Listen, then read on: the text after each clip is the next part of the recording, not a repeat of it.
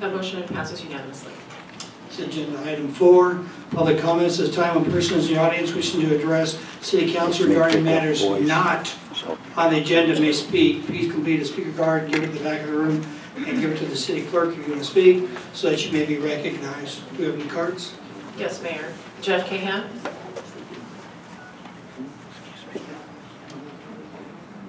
One of the things, Director Petrie is also going to time us this time. We're going to keep it to 3 minutes, so he'll put up a little 15-second card if you get close, okay? It's all yours, Jeff. Thank you. Am I good? Okay. You're good. Thank you, Mr. Mayor. I'm here on behalf of Parks and Rec to give a quick commercial again for our Concerts in the Park program.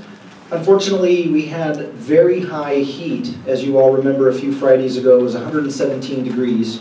So out of an abundance of caution for both the performers and our residents, we did postpone, possibly cancel that one. We're still working with the performer to see if we can renegotiate a new date.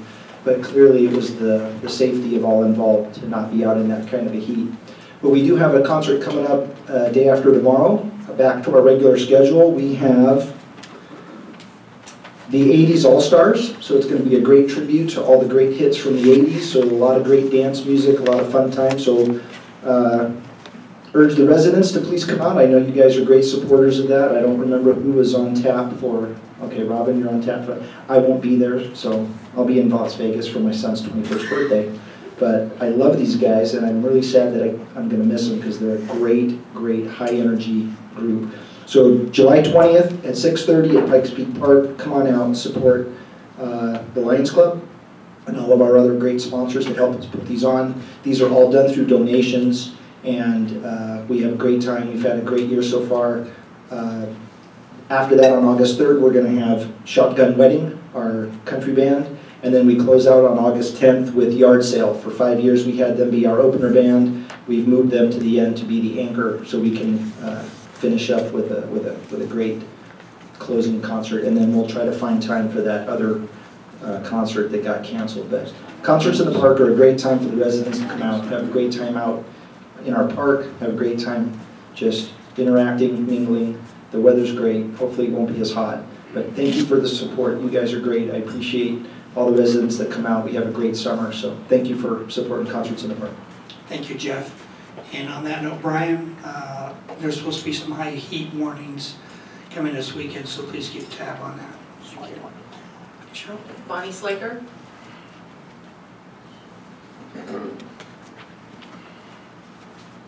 Good evening, Bonnie. Good evening. I'd like to thank you folks for all the support for the 4th of July event, the ride. We actually came back from the ride, I think, with more people than we started out with, but that's okay. Of course, the Day of the Cowboy, Ted already mentioned, and we've got the obstacle course all figured out for that, so we hope we have a lot of people for that. I wanted to announce to everybody that NHA and Rural are joining together for a candidates night for those running for City Council and perhaps some other slots as well. And our candidates night will be on September 20th at Nellie Weaver Hall. So hope everybody will put that on their calendar. And at Andy's direction, I was asked to work with the Navy about a ride, and on Monday, Stu and I went over and met with Greg Smith and some people over there and talked about a date for the ride and came up with October 13th. It turns out October 13th is the Navy's birthday, and they go, well, the Navy and a ride? I says, that's perfect. The Navy in Norco, you should have a ride for your birthday. So we kind of got them cranked on that, and I'm hoping that the city can support that with maybe a cake, a birthday cake afterwards, and maybe we can have people dress in costumes or something a little bit to support that. So I'll need some help from Brian now to put some of the parts of this together, but it looks like October 13th for the Navy birthday and a ride, so it should be fun. And lastly, tomorrow night is our Norco Horsemen's meeting, and Lansing Corporation is going to be our speaker. The property we all know is the Wiley property, so they're going to talk about their plans, their ideas for that property at this point. So I hope everybody can join us. Thank you. Thank you, Bonnie. Our meeting is at the American Legion. Thank you. Jim Bullard. Good evening, Jim. Evening, Mayor, council members. I'm here to talk about the Circle City Reliability Project. I was here last month and I asked that the city again support and send a letter off to the PUC in support of this project going underground. I haven't heard anything from the city as we're running out of time. This Friday, July 20th is the last day we can submit any of this information. I would like to see the removal of all existing poles. The reason for this project to go underground is our property values, safety and earthquake. We have a high pressure gas line that runs directly underneath them. In existence of perhaps having an earthquake or another disaster or pipeline failure, we could see maybe catastrophic problems along that roadway. Also, to eliminate the static noise that we live with today. My wife relates to this project because we lived there 42 years this last week, and more lines have been added over the years, and she calls it graffiti in the sky. There's approximately 30 families and approximately 70 people directly affected by this project, plus our horses, goats, pigs. Excuse me. This Friday is the deadline, and I would support that. I would like to have the city send off a letter, and I propose at this time that we send the mayor or other city official to meet with the PUC in San Francisco on this project to be completely underground. These poles, these 90-foot poles, will make River Road look like an industrial complex. They're not going to be pretty. They're not pretty now with all the lines. Some of the people have poles in their backyards now, and these new poles are not going to be compatible to a rural lifestyle. Thank you. Thank you, Jim. And Jim, I believe that the city manager's talking, we have drafted a letter to oppose those above ground and to ask them to put everything below ground. Would it be possible for me to see a copy of that letter? Yeah, as soon as the city clerk gets, they just told me they're drafting it up. It'll be there, done this week. It'll be going out tomorrow. Thank you. Thank you. Tom Eifler.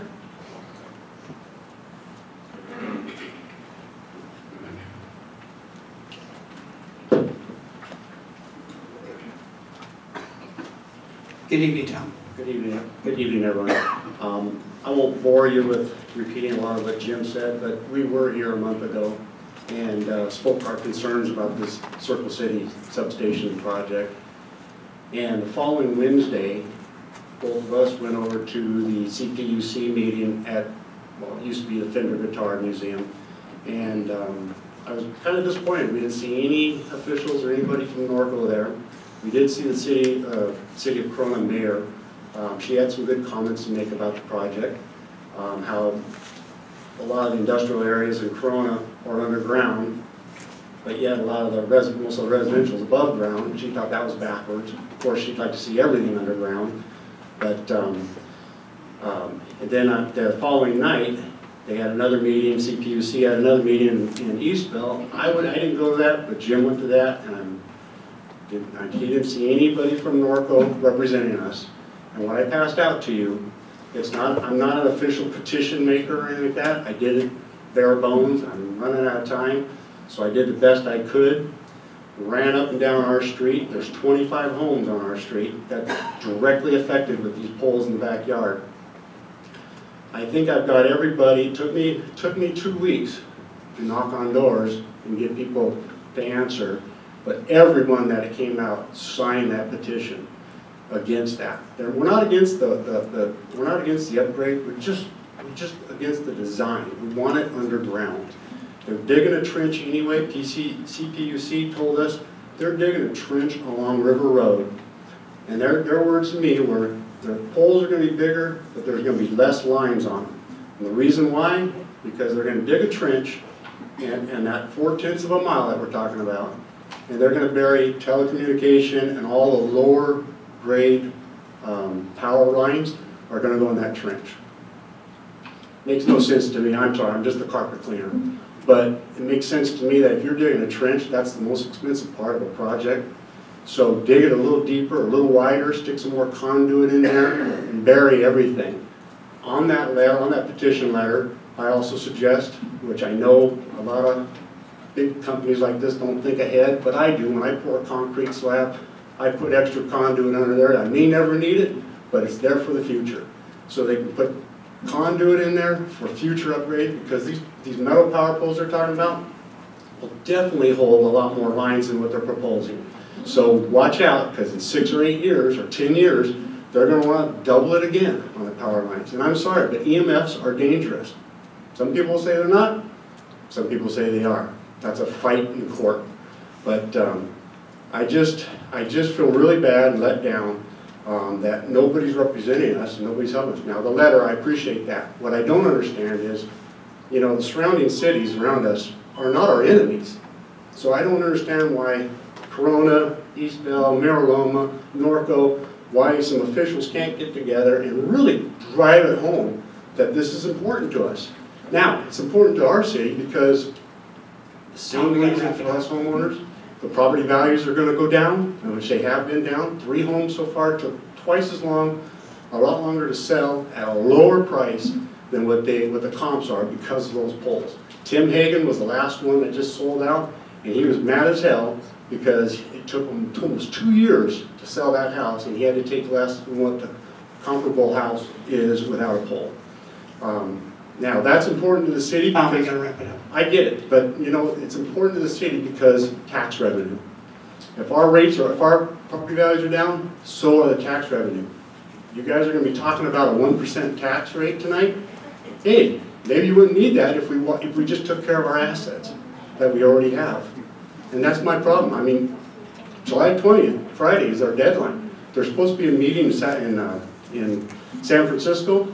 I say get on a bus, get in a car with all these other city officials and get up there and drive it home. Seriously, I mean, it's really sad. River Road looks like hell, and we got more traffic going down River Road, the gateway to Norco, than anywhere else in Norco. That's a major, major freeway. It's a 91 freeway now, and we look horrible. Corona looks great. Thank you. Thank you.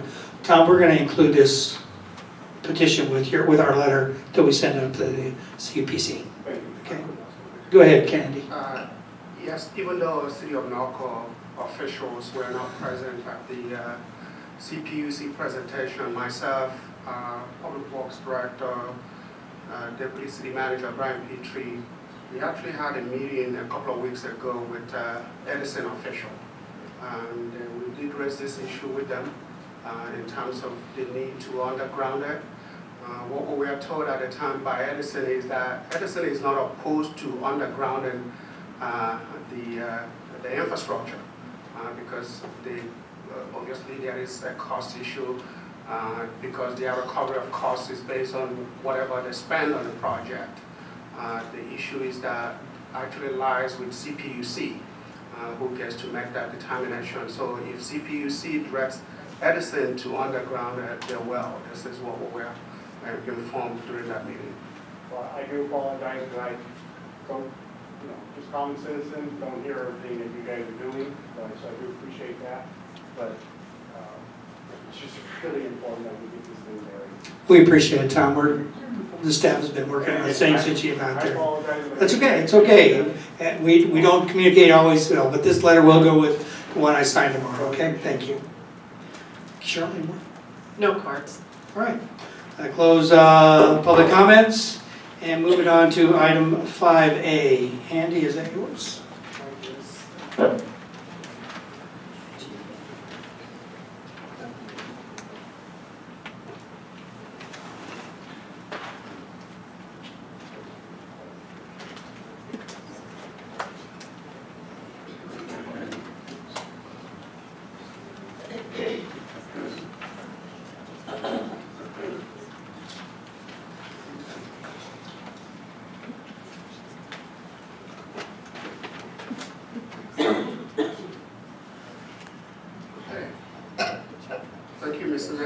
good evening to everyone here this evening.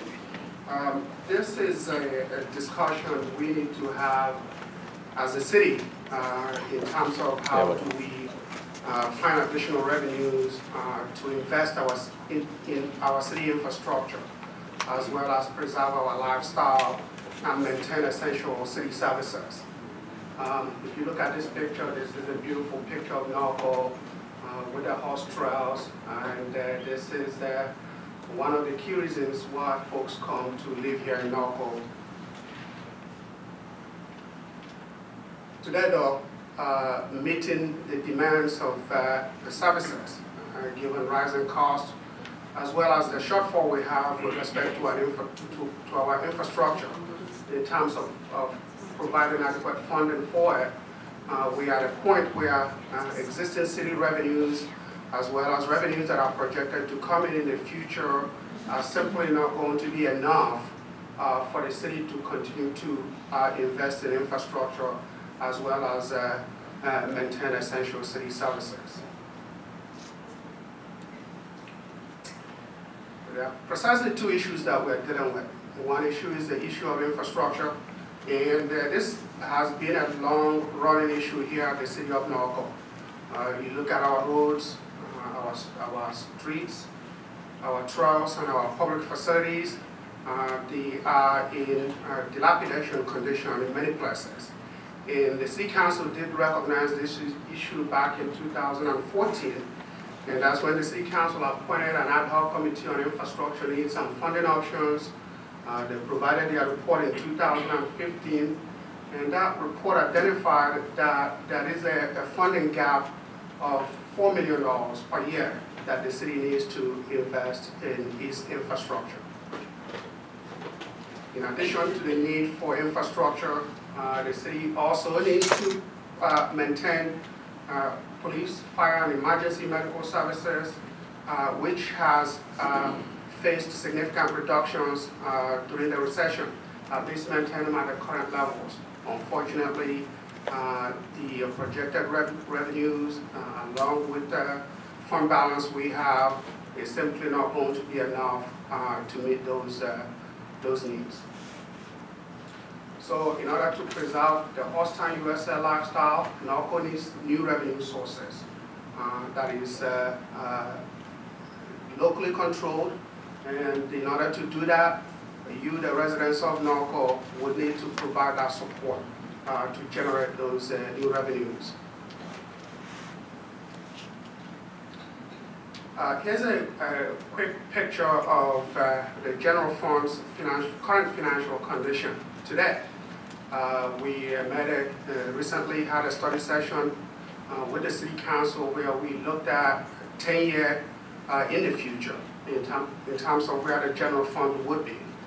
And currently, as you see here, we have nearly $11 million in fund balance of the general fund. That's a testament to what the City Council has done over the years, especially since the recession ended, to generate and manage prudently the finances of the city in order to build that reserve balance. Unfortunately, this line over here, which is the red line, is the expenditure line, and we've projected those expenditures out to 2026-2027 fiscal year. Similarly, we have projected expenditures during the same period. As you can see, there is a growing gap between projected revenues and expenditures. And what that means is that even though we have this nearly $11 million at the beginning of this current fiscal year, those funds will soon be depleted if we don't do anything, just to maintain the services that we currently have today.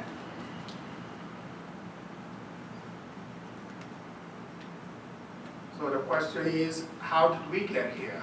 And where we no longer able to meet all the city services?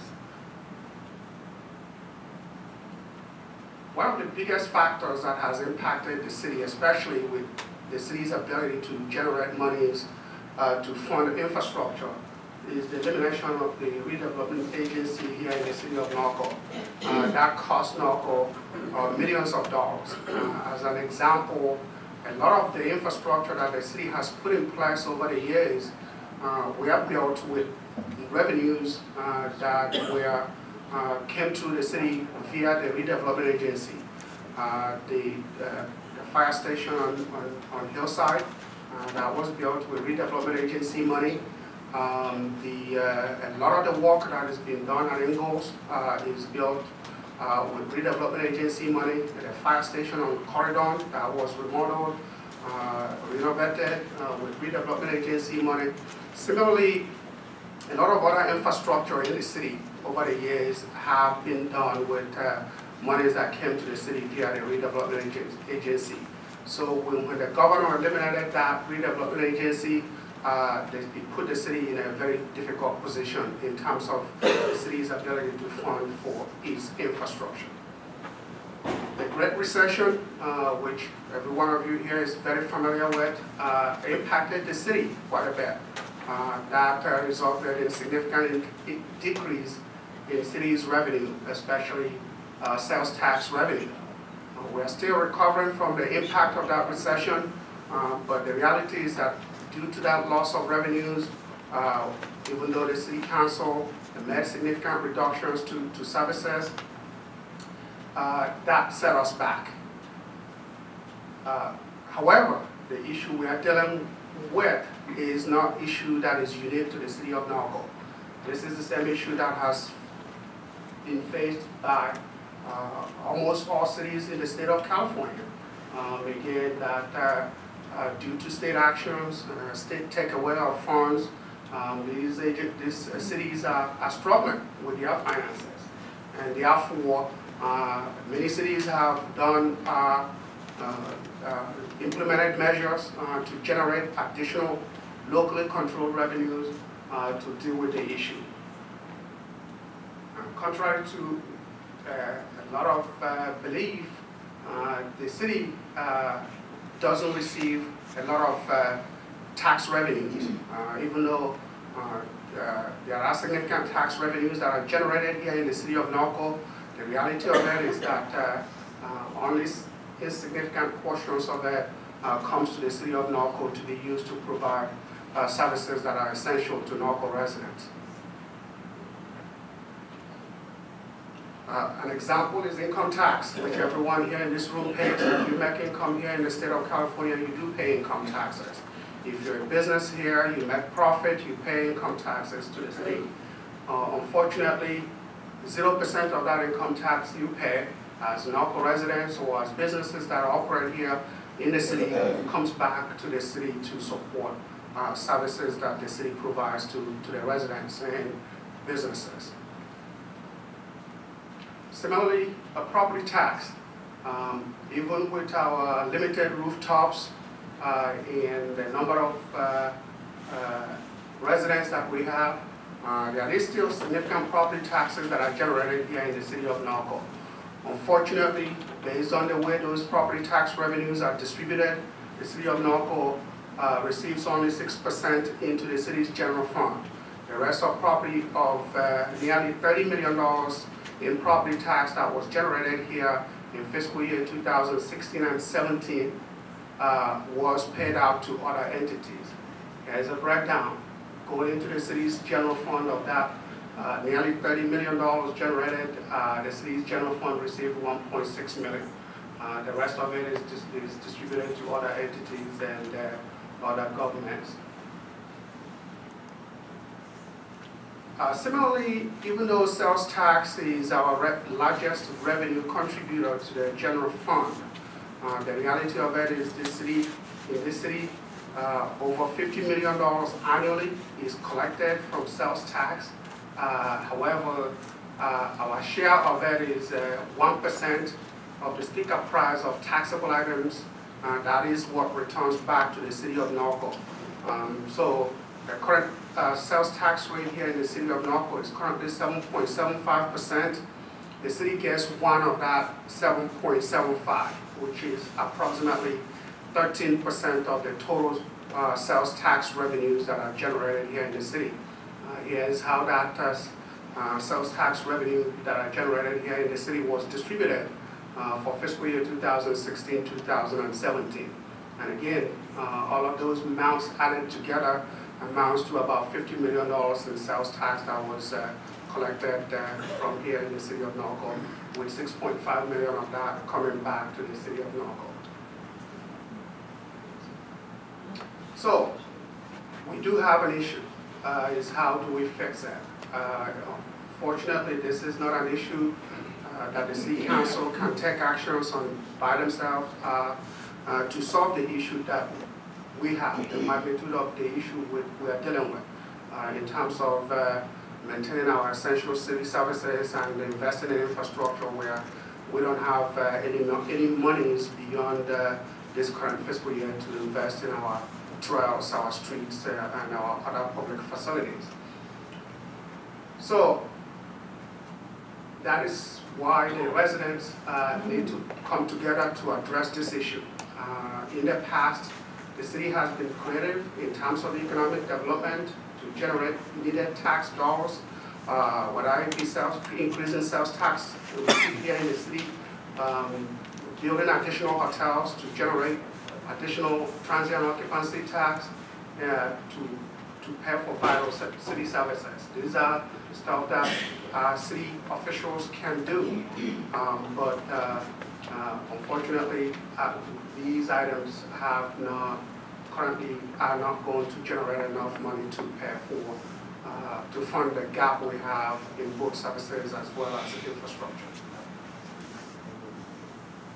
The city will continue to work to bring in new national brand hotels here in the city of Norco, to sustain the auto mall, which is a big revenue driver for the city, and to attract new businesses that complement the Norco rural lifestyle. In recent years, we've brought in Floor and Decor, we've brought in Hobby Lobby, Tractor Supply, and some of the other small businesses here in Norco that supplement our lifestyle. As I stated before, the city, when the redevelopment agency existed, we leveraged those tax increments to generate funding for investment in streets, roads, trails, and public buildings, parks, and other public facilities. Unfortunately, that ability no longer exists. Again, following the recession, we did, as a city, did many things to try to contain expenditures as well as to reduce costs. Examples of what the city has done to reduce costs. That picture you see here where it says trail is closed. Unfortunately, some trails in the city are closed and some are just simply not usable because there hasn't been enough money to maintain and to replace those trail infrastructure. We did contract out fire and emergency medical services, and that saved the city a lot of money. We have reduced public safety police services as an example. Prior to the recession, we had 19 sworn officers here in the city assigned to the city of Norco. Today we have 9. I gotta verify that number, but it's in the staff report. The fact of the matter is that we lost 4 motorcycle officers. We also lost 2 dedicated traffic officers, as well as some non-sworn community services officers here in the city of Norco. We cut city staff positions. We implemented salary freezes. The pension cost, which is high, not just for the city of Norco, but for all cities across the state. Unfortunately, these are costs that are passed on to us by California Public Employees Retirement System. We did do what we could do as a city, and which is to ask employees to pay their entire share of that pension cost on every payroll. And currently, every city employee pays their total share of the required employee contribution. The city used to pay that. That is no longer the case. That's one of the measures that was taken during the recession to reduce costs to the city. We've limited the city contribution to fund employee health insurance premiums. We used to pay whatever the employee chooses, except the highest CalPOS choice of CalPOS care, and we have now reduced that and put a cap on that, where if an employee chooses a plan that goes above and beyond that cap, they would have to fund it on their own. And a lot of employees, including myself, do contribute to that fund to pay for my share of the health insurance. Similarly, we redid our retiree medical insurance to create a vesting schedule that will allow only those employees who have provided a certain number of years into city service to be eligible to receive those benefits.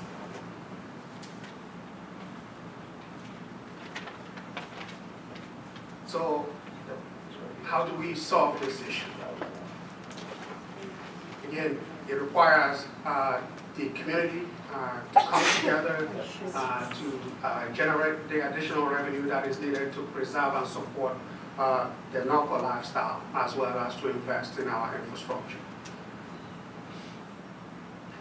When the ad hoc committee looked at the city's needs with respect to infrastructure funding, and made a recommendation to the city council to look at having a measure, a revenue measure. There were several potential tax measures that were considered, one of which was parcel tax. This is essentially additional property tax on your real property, whether it's your house or land that you own here in the city of Norco, because we have limited rooftops. And secondly, the burden of such a tax will be entirely borne by Norco residents, and given the impact that would have on property values, the ad hoc committee chose not to recommend that as a route to go. We similarly also looked at utility users tax, and again, this is a tax on utilities such as your electric, your gas, your water bill, cable TV, and all other types of utilities. And again, the ad hoc committee looked at that. Given the number of folks we have here in the city, our population, the rooftops, in order to generate any meaningful amount of money from that source, the rate would have to be very high, and that tax burden would entirely be borne by Norco residents. Brings us to transactions and use tax. This is an additional sales tax that given the city's strengths as far as sales tax generation, the fact that sales tax are collected from those who come into Norco to shop, to eat, that this will be the tax that would have the least impact on Norco residents. And that's why the ad hoc committee at that time chose to recommend that the city council consider placing this measure on the ballot for the residents to decide. So the measure that is being proposed for the city council to place on the ballot in November will raise the city sales tax rate by 1%. So the rate will go from the current 7.75% to 8.75%. What that means is the city will get 2% of the sticker price on most taxable items. It is projected that this measure will generate about $4.5 million per year, which will be invested into community assets and vital city services that improve the quality of life and neighborhoods and increase property values. The Ingalls Veterans Memorial Plaza is something that, based on my experience here, I have been to a lot of ceremonies at this plaza. It's something that every Norconian is very proud of. Again, it's an example of an infrastructure, even though a lot of the funding for this was provided through volunteer services.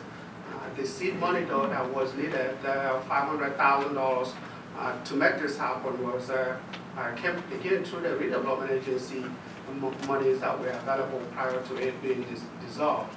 But it's a good example of infrastructure here in the city of Norco, as well as the Ingles Equestrian Center. Again, that's where this money is targeted, is to go to fund infrastructure. The proposed increase would generate the most money with the least impact, and that is, of course, the transactions and use tax. This is how that revenue will be used. Again, it will be used to fund investment in streets, roads, trails, equestrian facilities, parks, and public buildings. Here, the picture here shows a recently resurfaced city street. Chad, help me. I think this is probably Chestnut. Yes. Chestnut. Again, that is what a good example of infrastructure that is taken care of, looks like. Again, the monies will help ensure that we maintain vital community services such as fire, emergency medical services, and police protection. Again, we did cut deep into the police side of the equation to save money when we had the recession. We will also go to support services that enhance the quality of neighborhoods and increase property values. Again, this is a beautiful Norco neighborhood that is well taken care of.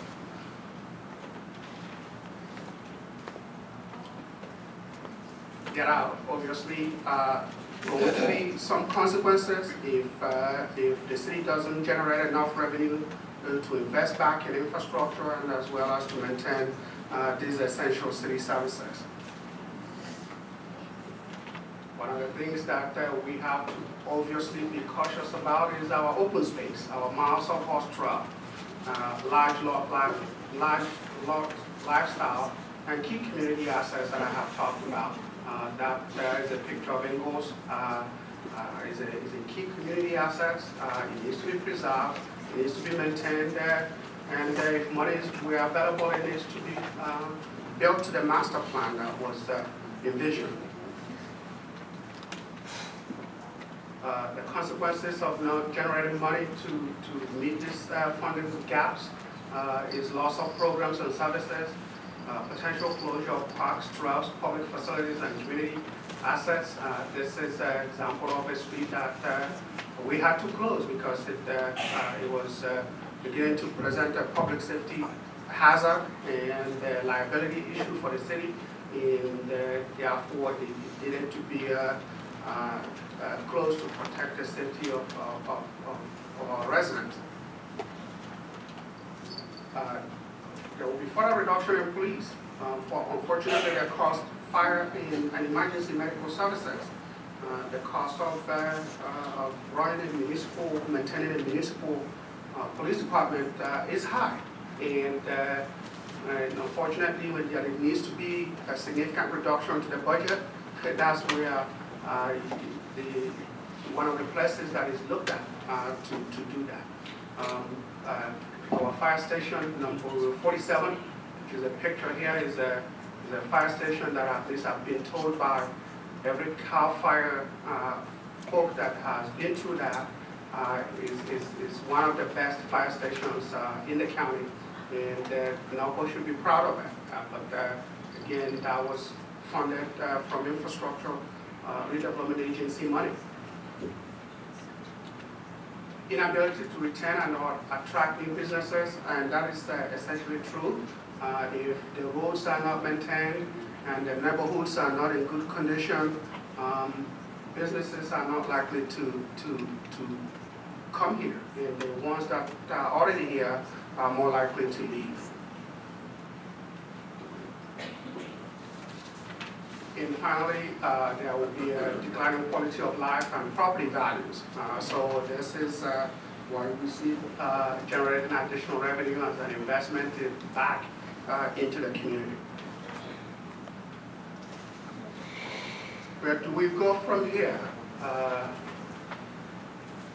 Now, these are the actions that the City Council need to adopt tonight. Is to adopt resolution number 2018-43 that calls for and provides for a municipal election, which will be consolidated with the statewide election that takes place on November 6, 2018. The City Council is requested to adopt resolution number 2018-44 in support of voter approval of a proposed transactions and use tax measure. And it's also recommended that the City Council appoint and authorize ad hoc subcommittee of 2 council members consisting of Mayor Pro Tem Grunmeyer and Council Member Bash to work with city staff to prepare and submit ballot arguments in favor of this measure. Similarly, the city attorney as well as the city clerk is directed to take all actions that are necessary to place this measure on the November 6, 2018 general election ballot. I need to point out here, in order to place the transactions and use tax measure on the ballot, it requires a supermajority vote of the City Council, which is 4 votes. Again, we believe this is a matter that is critical for the community, and the community can solve it by coming together to address our funding shortfall. With that, I am going to open it up for questions.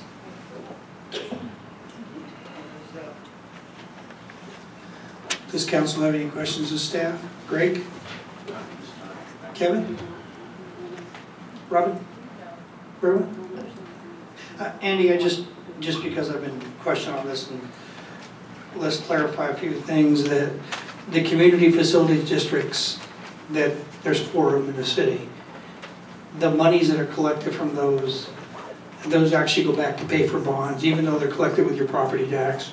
So they're not included in this equation, correct? Yeah, that are part of the 6% that we get back from property tax. Those funds are dedicated to pay the debt that was issued by the developer who formed the community facilities district, of course. Those districts were formed in consultation with the city, but those again go to pay the debt that was used to finance the backbone infrastructure before those houses were built. And we have 2 in the commercial areas and 2 up in the residential areas that we know of, correct? I'm not exactly sure, but I think we have at least 4. Oh, 4, yes. It could be as high as 5, I'm not sure. And then the other thing is with, and this goes back to the RDA, and the city did have a large area in the RDA, correct? That is correct. When the city was decided to implement a redevelopment project area, a lot of the city is in that redevelopment project area. And that is certainly one of the reasons why the property tax that comes back to the general fund is lower than it should be. But again, keep in mind, in forming those the redevelopment agency, there was a vision by our forefathers, which again, throughout this presentation, you see what they were able to do, and subsequent council was able to do by leveraging the tax increment that was allocated to the redevelopment agency. In addition to that, the redevelopment agency, when it was in existence, was a source of funding to support affordable housing here in the city of Norco, those especially for senior residents. The Clark Terrace, the Heritage, all of those were the improvements that were done to those properties to encourage seniors to live here in the city were done by the housing side of that redevelopment agency. And finally, this July 1st, we no longer are in control of any of the successor agency, correct? It all goes to the county, and they take over management of the debt. Do that correct? And do you have an idea when the debt will end on that? So the, what changed beginning July 1 of this year is the composition of the oversight board. When the redevelopment agency was dissolved, each city that had a redevelopment agency was allowed to put together its own oversight board. And the purpose of that oversight board is to review the winding down activities of the redevelopment agency and help make those decisions before those decisions are validated by the state and the county. Beginning this July 1, because a lot of the those wind down activities are being completed, what is now required is one oversight board in the entire county, which oversees the wind down process for all the redevelopment agencies in the city. So we have a countywide oversight board at this time. Okay. So it's still, do you have an idea when when will be done with that debt? Well, the redevelopment agency issued different debts that that end at different times, but I believe the longest of the debt will mature, will be paid off by 2032 or 2033. Okay, thank you. And then Chad, one quick question is directed to streets. Our street system, you have a computer-generated program, right, that tells us what streets are going to be done and as it goes through, and it's just not a willy-nilly process, is that correct? Correct. And then we would slurry, which is cheaper versus the grind and repavement, correct? Is you balance this out as we go through. If it measures, it decides what streets are repaired and not, correct? Right. Okay. So it's not. This is all based upon your program, correct? Correct. Yeah, we use the scores to determine where we should use the money the best way possible. Okay. And then finally, Andy, and then I'm going to get our contract rate, and this goes back to our meeting that we had with the supervisors, is that they're going to try to keep recovering all their costs associated with the sheriff's contract and the CAL FIRE contract. So just so that everyone understands is that we don't always have total control of those contract rates, and they're all based upon what the supervisors are doing, correct? Yeah, absolutely. We have no control over the rates. The rates are determined by the county and approved by the County Board of Supervisors. I think what Mayor Hoffman is referring to is a recent meeting we had with Supervisor Tavloni, the county CEO, as well as their staff. In that meeting, we are informed that due to a recently completed study by the county, that the county is looking to basically shift additional costs that currently they don't include in the rates to the contract cities. And if that was to happen, it would actually raise the city's cost and budget for the current level of service that we get by $600,000. Again, no decision has been made on that. We want to make that very clear. But is an information they called for a meeting and they provided us that information.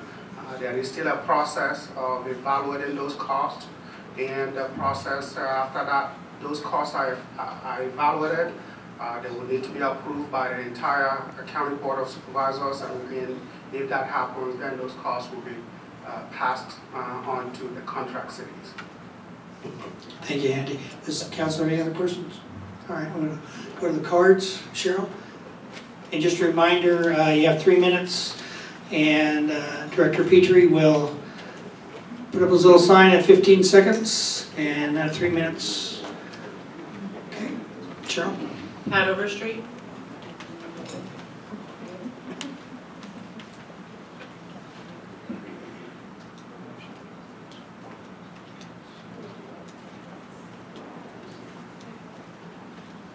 Good evening, Pat.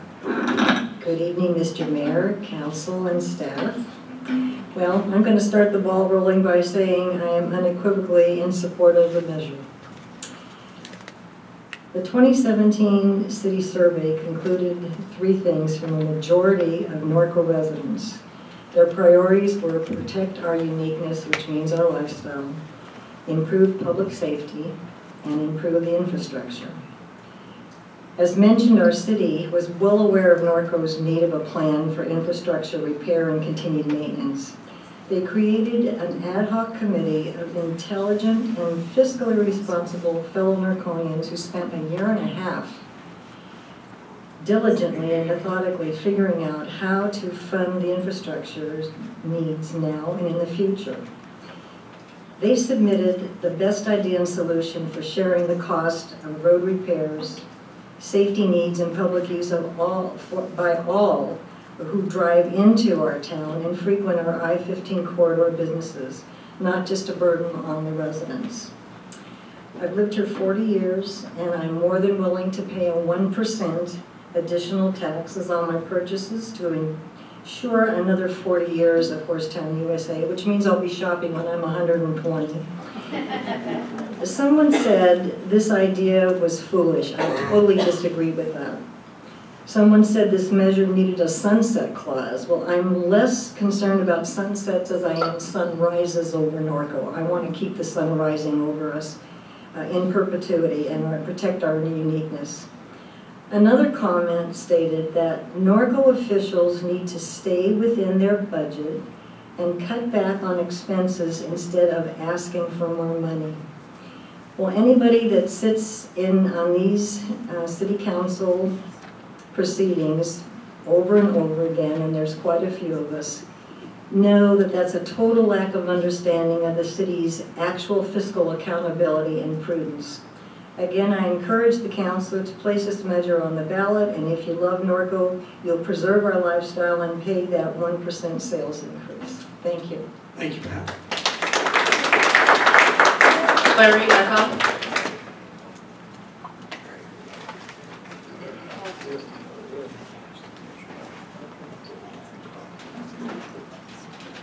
Good evening, Larry. Good evening, Mayor, Council, staff. What she said.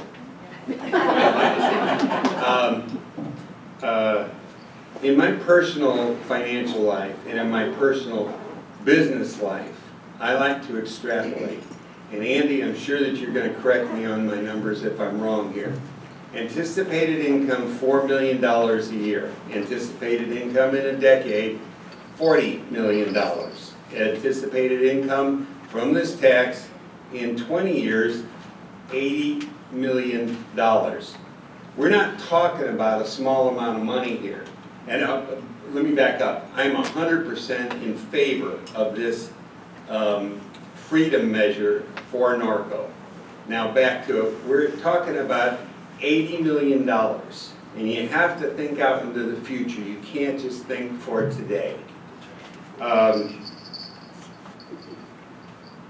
If I would much rather be standing up here arguing with you guys about how to spend properly $80 million than for you to be talking about who around here is going to get their job cut. And that's all I've got. Thank you, Larry. Jeff Kahan.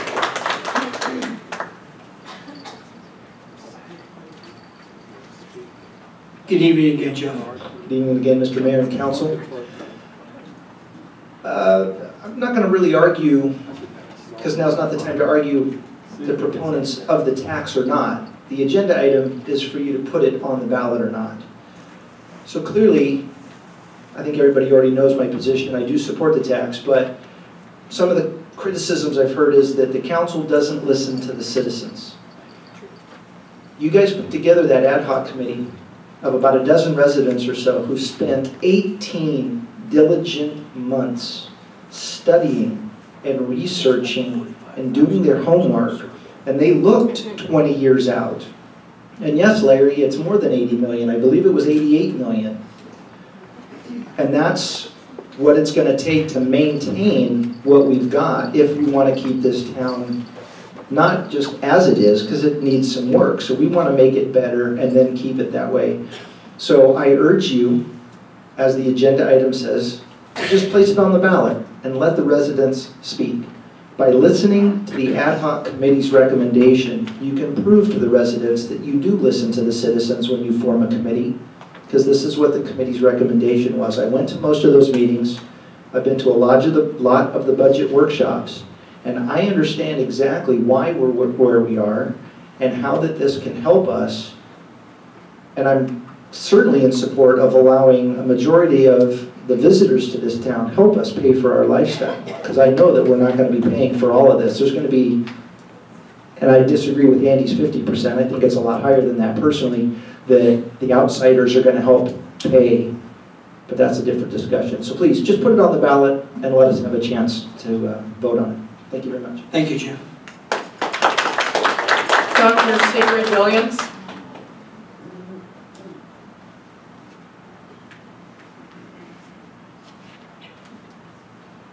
Good evening, Sigrid. Good evening.